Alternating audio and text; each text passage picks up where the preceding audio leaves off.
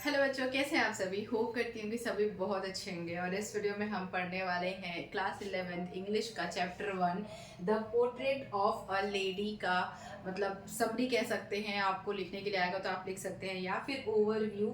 और इसमें हम पॉइंट बाय पॉइंट बहुत इजी वे में इस चैप्टर को कंप्लीट करने वाले हैं। इसमें ऐसे कोई वर्ड्स नहीं है जो आपको याद करने में मुश्किल हो। कहीं भी अगर होता है तो आप मुझे ज़रूर कमेंट करके बताइएगा। बट बहुत बहुत बहुत ज़्यादा आसान तरीके से हिंदी में मैंने इसे समझाया है और पॉइंट वाइज मैंने इसमें लिखा हुआ है। आपको अगर चाहिए तो आप विदाउट पॉइंट मतलब ये पॉइंट्स हटा के भी लिख सकते हैं पैराग्राफ वे में। बट पॉइंट वाइज में मुझे इजी लगता है और आपको इसे याद करने में इजी पड़ेगा। दैट्स वाई ये पॉइंट्स में है और बहुत ईजी तरीके से, ठीक है। तो याद करने में आसानी हो जाएगी, जैसा कि मैं बार बार बोल रही हूँ। फिर भी अगर आपको डिफिकल्टी होती है तो आप मुझे कमेंट कर सकते हैं। चलिए शुरू करते हैं। The portrait of a lady. तो क्या होता है पोर्ट्रेट का मतलब? पोर्ट्रेट ऑफ अ लेडी मतलब एक किसी लेडी का पोर्ट्रेट। यहाँ पे पोर्ट्रेट का मीनिंग होता है, पिक्चर से नहीं है मीनिंग यहाँ पे उनके बारे में मतलब उनका व्यक्तित्व कैसा था, क्या मतलब उनके बारे में पूरा उनका चित्रण कह सकते हैं। चरित्र मतलब बोलते हैं कि किसी व्यक्ति के बारे में हर एक चीज बताना। तो उस तरीके से आप इसे पोर्ट्रेट का मतलब समझ सकते हैं, ठीक है। तो यहाँ पे क्या बताया गया है? The portrait of a lady. वो लेडी कौन है? तो इस चैप्टर में वो लेडी है जो ऑथर है हमारे खुशवंत सिंह, उनकी दादी, ठीक है। तो खुशवंत सिंह जी ने अपनी दादी के बारे में इस चैप्टर में पूरा बताया है। पहले तो हमें सबसे पहले देखने को मिलेगा कि उनके अपीयरेंस एंड पर्सनैलिटी, वो किस टाइप की थी, उनकी पर्सनैलिटी कैसी थी, वो कैसे कपड़े पहनती थी, किस कलर के, ये सारी चीजें मतलब पहले बताया है। फिर उनका मतलब ऑथर का मतलब खुशवंत सिंह जी का उनकी दादी के साथ कैसा रिलेशन था और जैसे जैसे वो बड़े होते गए तो किस तरीके से वो चेंज होता गया और एट द एंड उनकी डेथ तक, यहाँ तक आपको पूरा स्टोरी आपको इसमें देखने को मिलेगा, ठीक है। तो हम चलिए पॉइंट वाइज पॉइंट इसे मतलब एक्सप्लेन करते हैं, देखते हैं। आपको भी बहुत आसानी होगी, मुझे भी। तो चलिए शुरू करते हैं। सबसे पहले summary of the portrait of a lady. Author कौन है? खुशवंत सिंह, ठीक है।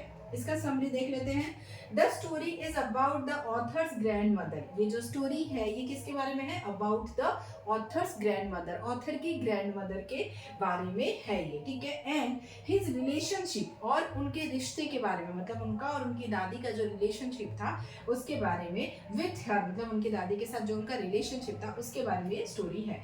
It describes her physical appearance. ये जो है इसमें क्या डिस्क्राइब किया गया है? उनका फिजिकल अपीयरेंस, मतलब वो किस टाइप की थी, किस टाइप की दिखती थी, मतलब वो कितनी बूढ़ी हो गई थी, वो सारी चीजें। डेली रूटीन, उनका डेली रूटीन भी इसमें हम डिस्कस करेंगे, मतलब बताया है। And the changes in their bond over time, और उनका जो बॉन्ड, जैसा मैंने आपको बताया कि पहले बचपन में जब खुशवंत सिंह छोटे थे, फिर थोड़े बड़े हुए, फिर थोड़े बड़े हुए, तो ऐसे करके जब उनका changes in their bond over time, time के साथ उनके जो बॉन्ड है उनमें जो चेंजेस आ गया उसके बारे में भी इसमें स्टोरी में दिया हुआ है, ठीक है। आपको शुरू में ये 2 लाइन लिखनी है कि the story is about the author's grandmother and his relationship with her.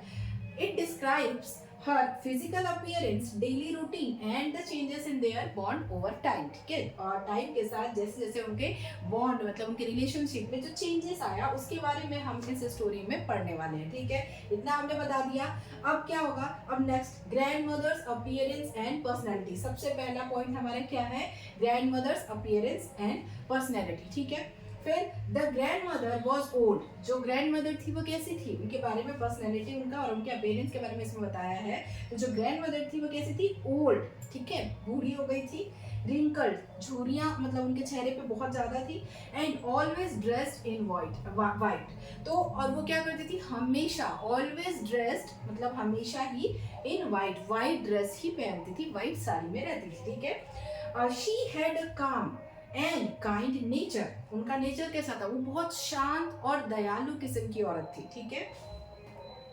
She spend most of her time, वो अपना मोस्ट मतलब ज्यादा से ज्यादा जो वक्त है वो कहाँ बिताती थी? मतलब प्रेइंग, प्रेयर करने में, पूजा पाठ करने में। Telling bits of her rosary, मतलब वो जो उनका माला जपना एक होता है ना, वो उसमें। एंड फीडिंग स्पैरोस, और स्पैरोस को मतलब फीड कराने में, मतलब दाने ऐसे चिड़ियों को डालते हैं ना, तो इसमें उनका मोस्ट ऑफ द टाइम उसमें उनका जाता था, ठीक है। अब ये उनके बारे में हमने क्या पढ़ लिया? फिजिकल अपीयरेंस मतलब ग्रैंड मदर्स अपीयरेंस एंड उनकी पर्सनैलिटी के बारे में पढ़ लिया। अब हम ऑथर से मतलब खुशवंत सिंह जी से उनका रिलेशन कैसा था उसके बारे में स्टेप बाय स्टेप पढ़ेंगे, ठीक है। तो पहले चाइल्डहुड में देख लेते हैं हम कि कैसा था। तो देख लेते हैं चाइल्डहुड डेज में strong bond with grand mother. जब वो बच्चे थे, जब खुशवंत सिंह जो थे वो बच्चे थे, छोटे थे, तो उनका उनकी दादी के साथ एक स्ट्रॉन्ग बॉन्ड था। जब हम बच्चे होते हैं तो हमारी दादी मतलब मोस्ट ऑफ द टाइम दादी और दादा के साथ जाता है कि मतलब कहानियाँ सुनने में, उनके साथ खेलने में, स्कूल से आकर उनसे बातें करने में बहुत ज़्यादा टाइम जाता है। तो बचपन में जो होता है वो बहुत ज़्यादा एक स्ट्रॉन्ग बॉन्ड शेयर करते हैं एक कोई भी बच्चा और उसकी दादी, ठीक है। तो उसके बारे में है कि चाइल्डहुड डेज में क्या था, strong bond with grandmother. The author and his grandmother lived in a village. Author और उनकी जो ग्रैंडमदर थी वो कहाँ रहते थे, पहले तो विलेज में रहते थे, गांव में रहते थे। She took care of him and accompanied him to school. मतलब वो केयर करती थी उन ऑथर की और उनके साथ कहाँ जाती थी, उनको स्कूल छोड़ने भी जाती थी, ठीक है। She help him learn prayers and religious scriptures. वो हेल्प करती थी क्या करने में, लर्न प्रेयर्स याद करने में। किस चीज को, प्रेयर और रिलीजियस जो धर्म ग्रंथ होते हैं और जो प्रार्थना होती है वो सब याद करने में जो दादी है वो खुशवंत सिंह की हेल्प करती थी, ठीक है। She was deeply religious and had a simple life. वो क्या थी, बहुत ज्यादा रिलीजियस थी and had a simple life, और बहुत ज्यादा सिंपल लाइफ जीती थी। Next, moving to the city. उसके बाद क्या होता है, नेक्स्ट उनकी लाइफ का एक नया स्टेज आता है जहाँ पे वो क्या होते हैं, सिटी में आ जाते हैं, ठीक है। तो क्या होता है, जब वो जो ऑथर है वो सिटी में आ जाते हैं, ग्रोइंग डिस्टेंस। जब उन लोग सिटी में आ जाते हैं तो उनके बीच में मतलब डिस्टेंस एक क्रिएट होना शुरू हो जाता है। कैसे, when they move to the city, जब वो सिटी को मूव कर जाते हैं तो देयर रिलेशनशिप चेंज, उनका रिलेशनशिप चेंज हो जाता है। The author attended an English school. जो ऑथर होता है वो जो ऑथर होते हैं वो इंग्लिश स्कूल में चले जाते हैं। And the grand mother did not like modern education. और जो उनकी दादी है वो मॉडर्न एजुकेशन को बहुत ज़्यादा पसंद नहीं करती थी, ठीक है। वो उनको मतलब रिलीजियस और बहुत ज़्यादा धार्मिक उस टाइप की ही चीज़ें पसंद आती थी ज़्यादातर। तो she was unhappy that the, मतलब वो बहुत मतलब अनहैप्पी मतलब खुश नहीं होती है, इस तरीके से कहा जा सकता है।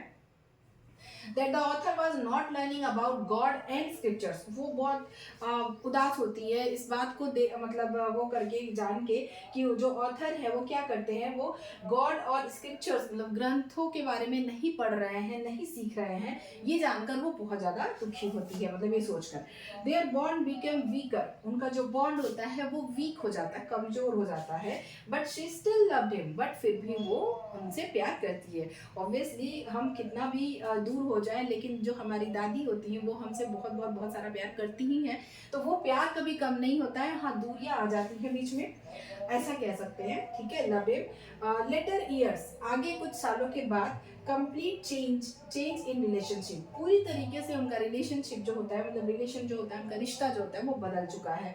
When the author went to college, जब ऑथर जो है वो बड़े हो जाते हैं, कॉलेज में जाने लायक हो जाते हैं, जब वो कॉलेज जाते हैं, एंड लेटर अब्रॉड, और उसके बाद वो कहाँ जाते हैं, अब्रॉड चले जाते हैं। There interaction become minimal. तो उनका जो इंटरेक्शन होता है ऑब्वियसली मिनिमल मतलब बहुत कम हो जाता है, दादी से बहुत ज़्यादा बहुत कम बात होती है, या बहुत मतलब वो इस टाइप का हो जाता है कि भाई आजकल तो वीडियो कॉल वगैरह में भी बात हो जाती है, तो फिर भी मतलब उनका जो रिलेशनशिप होता है वो काफ़ी वीक हो चुका होता है। However, the grandmother remained strong and independent. But फिर भी जो उनकी grandmother थी वो अभी भी strong और independent थी, ठीक है। कहाँ हम पहुंचे, ठीक है। फिर she spent her time praying, spinning wool and feeding birds। वो अभी भी अपना जो मोस्ट ऑफ द टाइम मतलब पूजा करने में, स्वेटर बुनने में और फीडिंग मतलब बर्ड्स को खाना खिलाने में, दाना आना डालने में, इसमें उनका मोस्ट ऑफ द टाइम जाता था, ठीक है। फिर क्या होता है, फिर नेक्स्ट स्टेज आता है ग्रैंड मदर्स डेथ। मतलब अब बहुत ज़्यादा बूढ़ी हो जाती है, अब उनकी डेथ हो जाती है। तो वो देख लेते हैं कौन सा स्टेज है। वन डे शी फेल सिक। एक दिन क्या होता है वो मतलब बीमार पड़ जाती है, बट रिमेन्ड काम। कंटिन्यूइंग हर प्रेयर्स, बट फिर भी वो क्या करती हैं, बहुत शांत होती हैं और अपना प्रेयर जो है, प्रार्थना भगवान की करना, वो कंटिन्यू उनका रहता है, करती रहती हैं, ठीक है। शी पास्ड अवे पीसफुली, वो बहुत शांति से अब मतलब गुजर जाती हैं, चली जाती हैं। And thousands of sparrows gathered around her body in silence morning her death, मतलब जब वो चली जाती हैं तो जिन स्पैरोज को वो दाना डालती थी वो सब बहुत सारे वहाँ पे इकट्ठा हो जाते हैं, ठीक है। ये हमारा पूरा स्टोरी है। तो इस तरीके से ये हमारी स्टोरी ख़त्म होती है और मतलब पॉइंट वाइज पॉइंट मैंने आपको पूरा एक्सप्लेन करने की कोशिश किया है और मतलब कोशिश किया है कि ये सारी चीज़ें आपको समझ में आए। तो वीडियो अगर अच्छी लगी होगी और आप लोगों को समझ में आया होगा, इसका मोरल ऑफ द स्टोरी भी देख सकते हैं। अगर आपको कभी पूछे तो आप लिख सकते हैं, अगर क्लास में पूछे टीचर तो बता सकते हैं अनकंडीशनल लव, मतलब भाई दादी इस कंडीशन पे हमें प्यार नहीं करती है कि हमारी तरफ से भी उनको उतना ही मिलेगा, उनकी तरफ से वो एक अनकंडीशनल लव कह सकते हैं, ठीक है, between grandparents and grandchildrens, मतलब दादी और पोते पोती के बीच में बहुत ज़्यादा प्यार होता है, जो वो प्यार होता है वो अनकंडीशनल होता है, किसी कंडीशन की वजह से नहीं होता है।